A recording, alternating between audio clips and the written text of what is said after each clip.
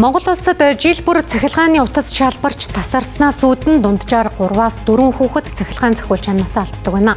Мөн бороо орсон үед цахилгааны гүйдэл ихсэх, хялгарсан утасанд хүрэх эрсдэл нэмэгдэж, бага насны хүүхдүүд осолд өртөх магадлал өндөр болдог.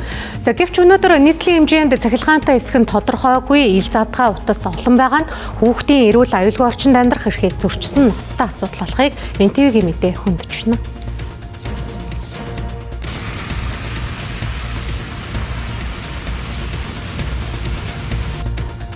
Энэ бол зөвхөн нэг жишээ. Үүнтэй адил 1000 гаруй тасарч залбирсан тогны утас та бидний эргэн тойронд байна. Энэ телевизийн сурвалжлагыг Баянгол дүүргийн 18 дугаар хороонд ажиллаа.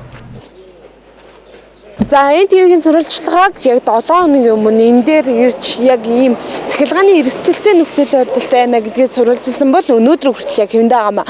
Тэгвэл өнөөдөр болон яг ойрын өдрүүд бол хурд тундас ихтэй байгаа үед цахилгааны утас ингэж ил задгаа байснараа хүүхдүүд энэгээр явж байгаа хүүхдүүд болон иргэдийн хувьд нэлээд хүндрэлтэй эрсдэлтэй нүүр тулж байгаа маа.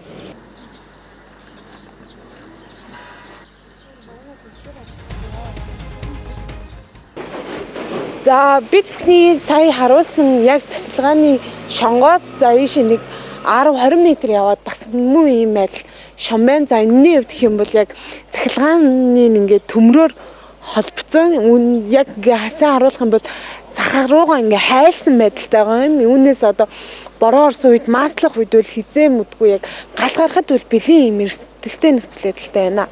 Энэ чинь заримдаа одоо нэг хэцүүштэй энэ чинь их цахилгааны гадарт бараг юу н цахилгааны шугамч яадаг учраас их хэцүү. Энд дээр болгоомжтой байхгүй их эрсдэл өндөртэй. Энэ тэгээд уул нь хилсэн л баймаар холбогдох газрууд нь мэдчил байгаа даа. Тэгээд чимээгүй л ирж янзлахгүй л. Одоо нэг хүүхдүүд очиод бариад авчих эрсдэл өндөртэй.